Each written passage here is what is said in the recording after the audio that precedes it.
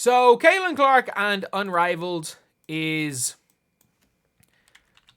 like something that's not going. A conversation is not going to stop until the 36 players announced. Let's be real. If people saying that I'm making too many videos on this, it's a conversation that is not going to stop. It's a conversation that's not going to end anytime soon.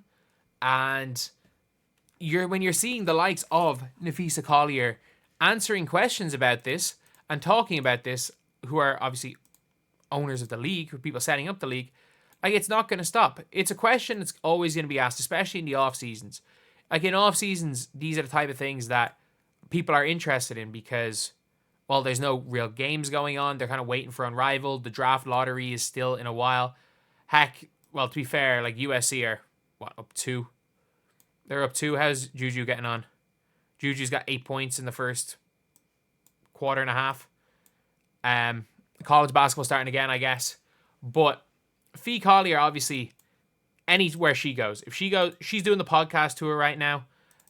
So she's going to be asked about this every single time. Her husband, who's one of the people running Unrivaled, is going to be asked about that every single time as well. And let's take a listen to what Fee Collier said about Caitlin Clark playing in Unrivaled. I read, and you mentioned this, that Caitlin Clark should be one of the top paid players right now because of what she's doing with the numbers that she's bringing to everything. And you said 75,000 isn't enough in the WNBA, if I'm right. So, with all that said, since we talking money, what is Unrivaled being, willing to offer her to join? I would be shocked. Like, she's obviously not going to say a number. I would be shocked if it's less than 1.5 million. I don't think $1 million's enough, considering the fact that I'm not joking with this. It's like $100K for her to go on a Zoom call for a half an hour. A Zoom call for a half an hour costs $100K. So they're obviously not going to get away with paying her $150K for Unrivaled, as this person suggests. Now you're trying to get me in trouble. No. Just little numbers. I can't give numbers, obviously. But, I mean, I can tell you substantially more than what she's making in the WNBA. I do think she needs to be paid fairly. And we would be offering her a fair compensation for what she's doing. That's all I can tell you. Yeah, I pay her a lot. Stop being a little too nosy, Bunky. No, a little too nosy. I would have to say, I just see, she said she would ask the same question because, like this. Look, I mean, she can get them, and who else want her? And the one thing I will say is Fee Collier saying she would make sure that she's getting a fair compensation. I'm going to be honest. Like, a fair compensation for Caitlin Clark is 2+ million. And obviously, Fee is having to look at this from a different perspective. It does seem like, when you're seeing the way her husband's answering questions, it seems like Fee Collier, even though it was like initially Stewie that seemed to be the most involved in the league, it seems like Fee Collier seems to have taken over as like the new face of the league. And maybe it's whoever their broadcasting partners are like, have probably gone to both of them being like, look, obviously, Stewie, you were the bigger player. Fee Collier has somehow become the most well-liked player in the WNBA over the last year. Like, I don't think there's much of an argument with that one. She's probably become the most liked player in the W. So maybe they're like, look, we'll get Fee in front. She interviews well. She has the same agent as Caitlin Clark. Like, that's something that matters as well. That's something that really matters. The two of them have the same agent. And the agent already screwed up, I think, with the whole Nike deal, with Caitlin Clark being drastically underpaid for that. So yeah, like, we're hearing from Fee, we're hearing from everybody that Caitlin Clark is, well, they're still trying to get Caitlin Clark and Unrivaled. And again, we're not going to stop hearing about this till number 36. I don't think this is going to be leaked. And like, we're even seeing now the conspiracies. Have you guys seen the Aaliyah Boston conspiracy? Have you guys seen this conspiracy theory? So let us zoom in. Let us zoom in all the way, and we go down to the ankles. C 22. All the 2s here, and all the C's here. The C 22.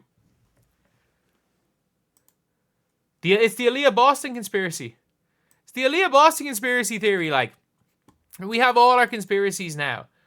But I will say it when it comes to Caitlin Clark and Unrivaled, I think it's very, very likely that she plays.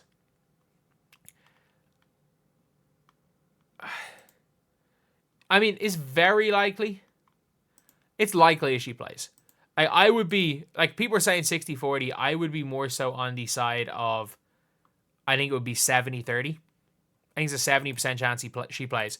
And the reason is I think she just likes basketball too much. Like, I think she's probably watching college basketball. She's watching, like, Juju right now, who's having the weirdest first game I've ever seen. I'm kind of keeping an eye on it, where it's like she's got 4 turnovers and 3 blocks in the first half.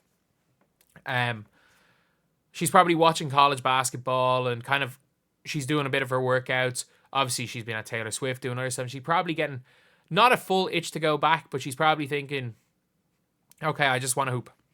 And that's the thing where it's like, Caitlin Clark just wants to hoop. And I think she's probably not going to be too happy at seeing, probably not going to be too happy at seeing like all the other players playing. She's not going to be happy seeing all the players in Unrivaled balling out, making relationships with other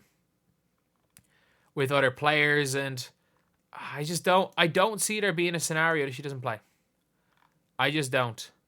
Like, I don't see the negatives other than risking injury, but like, for me, why would it make a difference risking injury when you're getting paid $2 million? Let's just say she's getting paid $2 million. And then she's probably has some crazy freaking insurance too. But let's say she gets paid $2 million to play in Unrivaled. Why would she worry about getting injured for her $75,000 a year contract when she could get $2 million for playing in Unrivaled? And obviously the Nike deal, she's not going to lose the Nike deal if she gets hurt. And she's not that much more likely to get hurt. Like, people wanted her playing, the people that don't want her playing Unrivaled wanted her playing overseas, wanted her playing in AU. And the reality is that nobody's dumb enough to hurt Caitlin Clark intentionally. And because they know if Dejanay, who everyone's saying she shouldn't play because Dejanay's there. I'm sorry, Dejanay's more likely to hurt her in a WNBA game. Because if you hurt her in Unrivaled, you're never going to be voted back. You're never going to be asked back. If you hurt her in the WNBA, you're going to be celebrated. So, yeah, I don't know. I don't see any scenario where